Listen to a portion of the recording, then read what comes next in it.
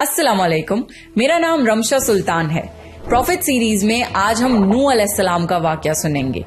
नूह अलैहिस्सलाम अल्लाह के ऐसे पैगंबर थे जो तकरीबन 950 साल जिंदा रहे और अल्लाह की तरफ लोगों को दावत दी। अगर आपको प्रॉफिट सीरीज में इंटरेस्ट है तो प्लीज मेरे चैनल को सब्सक्राइब कर लीजिए।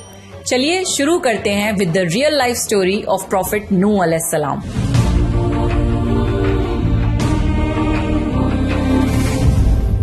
आदम अलैहिस्सलाम की वफात के तकरीबन 1000 साल बाद नूह अलैहिस्सलाम तशरीफ लाए। आदम अलैहिस्सलाम के बाद की नस्लें बहुत नेक थीं, पर तकरीबन 1000 साल बाद शैतान ने उन लोगों को बहकाया कि कुछ नेक और बुजुर्ग लोगों को याद रखने के लिए उनके बुत बना लो। तो लोगों ने कुछ बुजुर्गों को इज्जत देने के लिए उनके बुत बना लिए।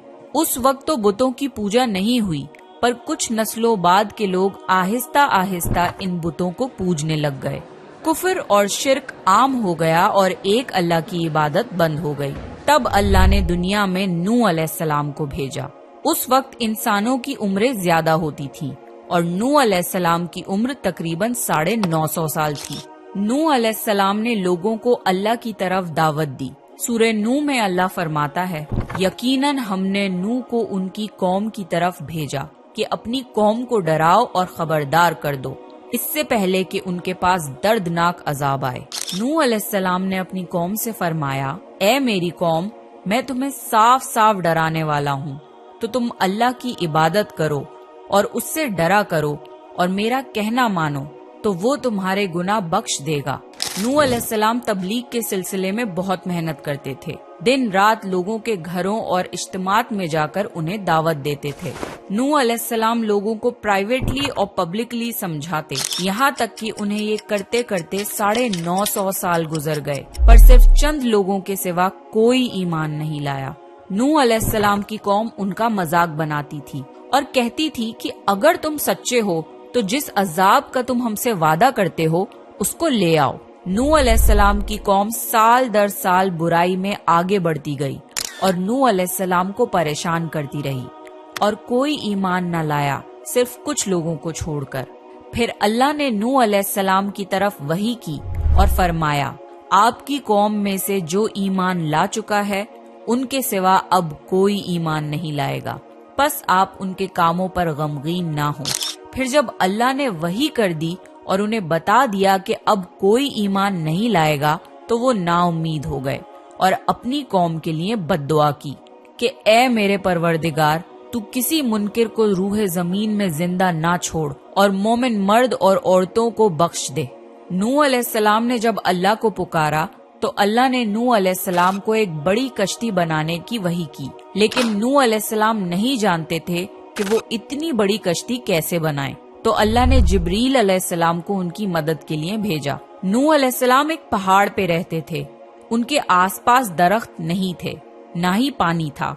उन्होंने बहुत से दरख्त उगाए, फिर उनको काटा और पहाड़ पर बैठ के कश्ती तैयार करते रहे।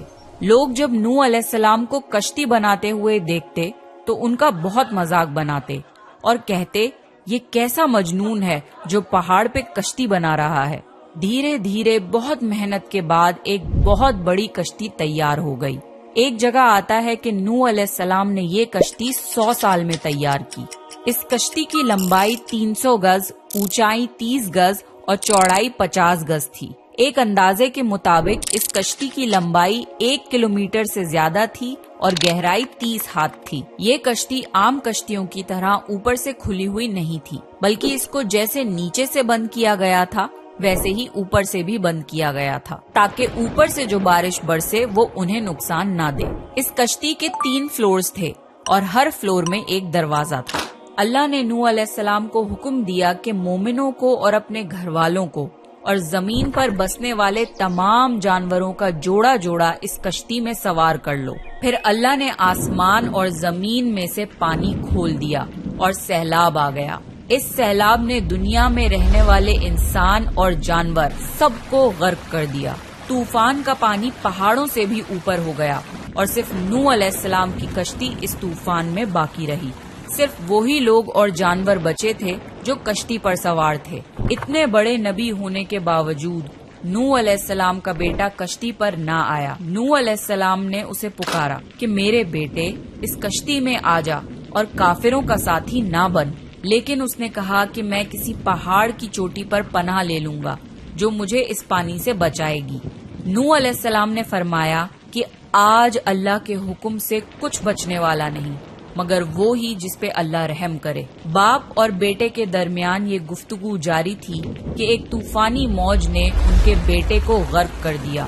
جب نوح علیہ السلام کے سامنے ان کا بیٹا غرق ہو گیا تو ان کی آنکھوں میں آنسو آ گئے اور وہ پکار اٹھے، اور تو نے مجھ سے وعدہ کیا تھا کہ میرے گھر والوں کو نجات عطا فرمائے گا، اور تو تمام حاکموں میں سے بہتر حاکم ہے، لہٰذا یہ ناممکن ہے کہ تیرا وعدہ پورا نہ ہو۔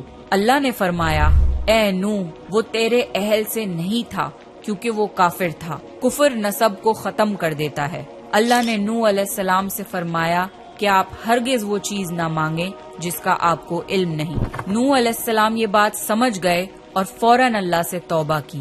فرمایا، اے میرے پروردگار، میں تیری ہی پناہ چاہتا ہوں اس بات سے کہ تجھ سے وہ مانگوں جس کا مجھے علم نہیں۔ اگر تو مجھے نہ بخشے گا اور مجھ پر رحم نہ کرے گا تو میں خرابی والوں میں ہو جاؤں گا۔ کشتی نوح علیہ السلام اور ان کے ساتھیوں اور سارے جانوروں کی نسل کو لیے پانی کی تیز لہروں پر بلندی سے چل رہی تھی، مگر زمین پر موجود ہر چیز، انسان، جانور، پرندے غرق ہو چکے تھے۔ ان میں سے کوئی باقی نہیں بچا تھا۔ اگر کوئی بچا تھا تو وہ تھے کشتی والے۔ نوح علیہ السلام اور ان کے ساتھی 6 مہینے تک اس کشتی میں رہے۔ آخر اللہ کے حکم سے طوفان رک گیا۔ اللہ نے زمین کو حکم دیا کہ وہ پانی نگل جائے۔ زمین نے سارا پانی نگل لیا اور زمین خشک ہو گئی اور کشتی پہاڑ پر جا کر ٹھہر گئی۔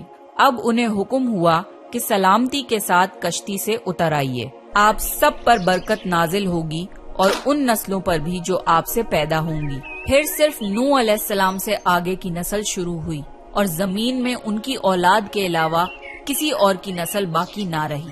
سارے جانوروں کی نسلیں بھی یہیں سے پھر سے پیدا ہوئیں۔ نوح علیہ السلام کے 3 بیٹے تھے، سام، حام اور یافز، جن سے دنیا کی نسل آگے بڑھی۔ سام کی اولاد گندمی رنگ کی تھی۔ عرب ممالک سیریا، فلسطین اور اسرائیل کے لوگ سام کی اولاد ہیں۔ حام کی اولاد کالی رنگت کی تھی۔ افریقہ، ایبوریجنل آسٹریلیا، انڈیا، ایجپٹ اور سوڈان کے لوگ حام کی اولاد ہیں۔ گوری رنگت کے لوگ یافز کی اولاد ہیں۔ چائنا، جاپان، کوریا اور یورپ کے لوگ یافز کی نسل ہیں۔ نوح علیہ السلام کا چوتھا بیٹا جو ایمان نہ لانے کی وجہ سے برباد کر دیا گیا تھا، اس کا نام کنان تھا اور اس سے کوئی نسل آگے نہیں بڑھی۔ قرآن میں اللہ نے فرمایا، اور ہمیں نوح نے پکارا تو دیکھ لو کہ ہم کیسی اچھی دعا قبول کرنے والے ہیں۔ ہم نے اسے اور اس کے فرما برداروں کو اس زبردست مصیبت سے بچا لیا اور اس کی اولاد ہم نے باقی رہنے والی بنا دی۔ طوفان کے بعد نوح علیہ السلام 350 سال زندہ رہے، پھر نوح علیہ السلام فوت ہو گئے۔ نوح علیہ السلام کی کشتی آج بھی موجود ہے۔ ریسرچرز نے ترکی میں اس کشتی کو ڈھونڈ لیا ہے۔ قرآن میں اللہ نے فرمایا، اور بے شک ہم نے اس واقعے کو نشانی بنا کے باقی رکھا، پس ہے کوئی نصیحت حاصل کرنے والا؟ لوگ سٹوریز کو تو ڈینائی کر سکتے ہیں پر ایویڈنسز کو ڈینائی نہیں کر سکتے۔ نوح علیہ السلام کی یہ کشتی ایک بہت بڑا ایویڈنس ہے اس پورے واقعے کا۔ تو یہ تھا نوح علیہ السلام کا بہترین واقعہ۔